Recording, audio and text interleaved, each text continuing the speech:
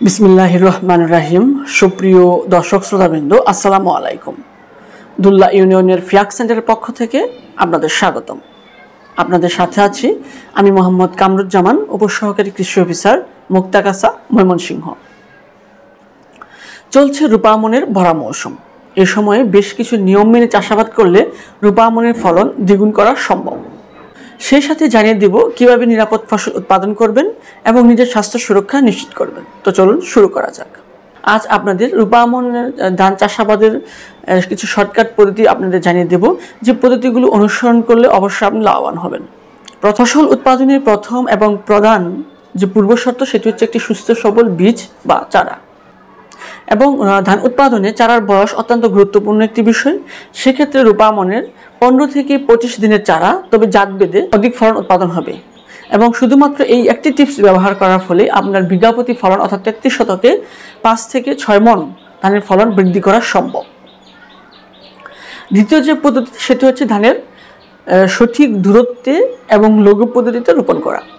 যদি লঘু পদ্ধতি অনুসরণ করেন সেক্ষেত্রে আপনার গাছের প্রতিটি চারা বা প্রতিটি গাছ সুষমভাবে খাদ্য গ্রহণ করতে পারবে এবং খাদ্যের মধ্যে যে গাছের মধ্যে যে অসম একটা খাদ্য গ্রহণের যে প্রতিযোগিতা সেটি থাকবে না। এবং লঘু পদ্ধতি করার সবচেয়ে গুরুত্বপূর্ণ হচ্ছে যে বিপিএইচ বা কারেন্ট পোকার আক্রমণ প্রতিরোধ করা সম্ভব। সেই সাথে ইঁদুরের আক্রমণ কমানো যায় এবং গাছের স্বাস্থ্য ভালো থাকে। তাই দ্বিতীয় যে পদ্ধতি সেটি হচ্ছে লঘু পদ্ধতি। অবশ্যই আপনাদের অনুসরণ করা উচিত। ধান রোপণের সময় অবশ্যই এটি অনুসরণ করবেন। মৌসুমের এই সময়ে ধানের চারা রোপণের সাথে সাথে জমিতে পার্চিং স্থাপন করুন, অর্থাৎ পাখি বসার ব্যবস্থা করতে হবে।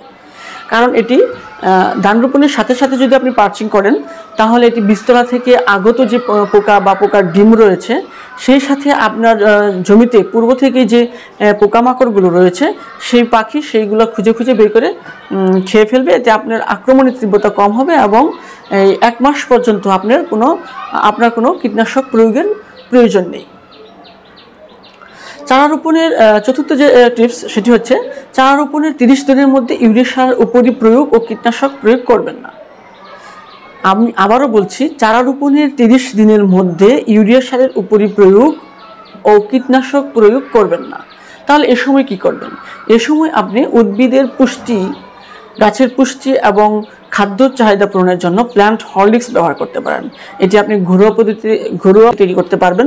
খুব সহজ একটি পদ্ধতি আপনাদের জানিয়ে দিচ্ছি। প্রথমেই কি করবেন, 10 লিটার পানি নেবেন। 10 লিটার পানিতে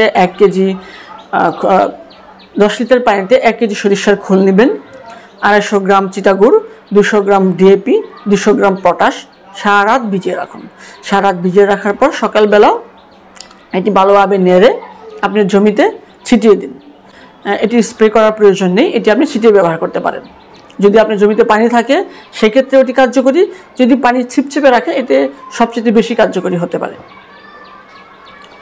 পঞ্চম যে টিপস সেটি হচ্ছে যে চলমান এই বর্ষায় আপনি ইউরিয়া সার উপরি প্রয়োগ বন্ধ করুন। এই সময় মোটে ইউরিয়া সার প্রয়োগ করা যাবে না, তবে এই সময় উদ্ভিদের খাদ্য ও পুষ্টি চাহিদা পূরণের জন্য আপনি প্ল্যান্ট হরলিক্স ব্যবহার করতে পারেন। এই সময় যদি ধানের মাজরা পোকার আক্রমণের তীব্রতা বেশি হয় সেক্ষেত্রে আপনি YSB ফেরোমন ফাঁদ ব্যবহার করতে পারেন। এটি বিঘা প্রতি 5 থেকে 6টি ফেরোমন ফাঁদ ব্যবহার করলে যথেষ্ট। তো প্রিয় ভিউয়ার্স, আজ এ পর্যন্তই। দেখা হবে আবার অন্য কোনো ভিডিওতে। সে পর্যন্ত সকলে সুস্থ থাকুন, ভালো থাকুন। আল্লাহ হাফেজ।